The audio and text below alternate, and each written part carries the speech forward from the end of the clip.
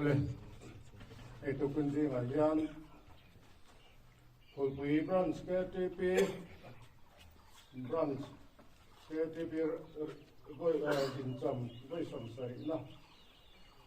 long turin he longpon onna mang to te tin jubili dar ba so pen kan lokal khoma yang te pathian khoi na ni ya along le a program hi akan pa khoi tu siamani ro bang ni jan khan ni kan khoi tu te kan soya kan keng ko deu ngal mai anga longpon hon na da ka hian kan ti dan tu chuan hemi hon na longpon hon na kan nei zo hian jubili dar kan bo zui mai anga kan bok dan tu kan in dot dan tu ra kha ama saberin branch KTP committee ten an buanga tin ta ko in dim dan in dot kha enge thang te kha ko ngai to dewa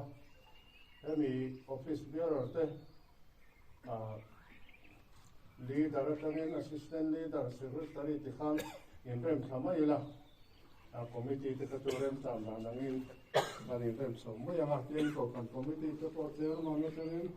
vice chairman secretary te khan kan designation nang de khan kan ti mo yang ko kan te te po ko kan ko lai te po yang John arrangement siamila atain karinga chu kan soi lo du ko ka thila mu mal jaw na turin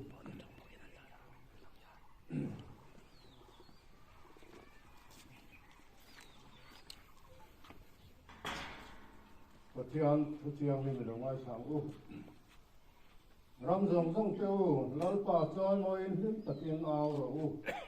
lom chungin lalpa rong bol ula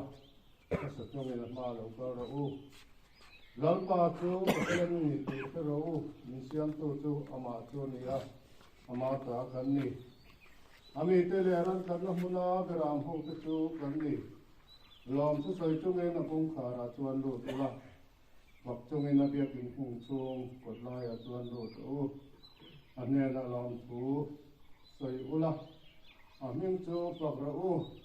lalpa chu at hasia anh yêu này nó chu cung khua in ao mga ari nom nó chu chuan dong dong chengin ao mang lùng phun kan hòn bảo yan bọc takin cột kan beng tu rangai la anh thang này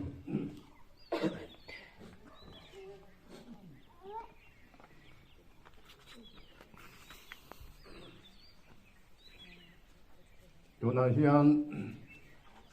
lalpa Isua Krista le ako kathoro puinan le pui branch KTP in longbol na kalzel tura malso na thar adon thina turin he lungpun hi long takin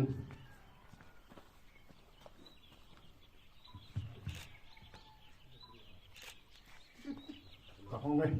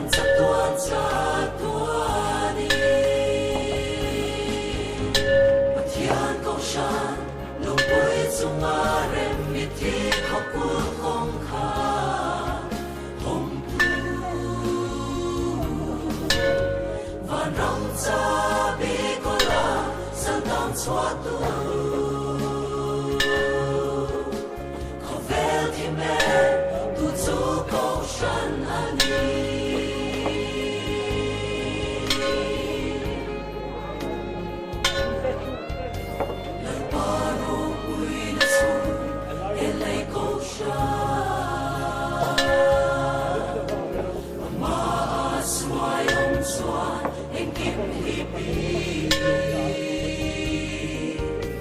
mi chale cha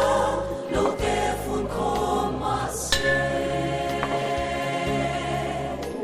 ko shan ro pui na ne chuam lo ve patian ko shan lo pui zum ma rem mi ti ko kul kong kha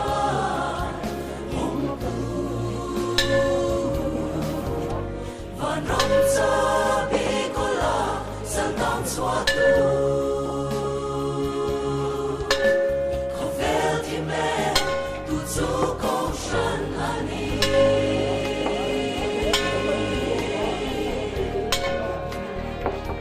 ko shan me na ba me na la Etena piana Tima Boshi Coverampo Christa Danchun Eni Goshan Napoi Meredin Chan Ani Patian Goshan Lumpui Tsumarem Miti Kokul Kongka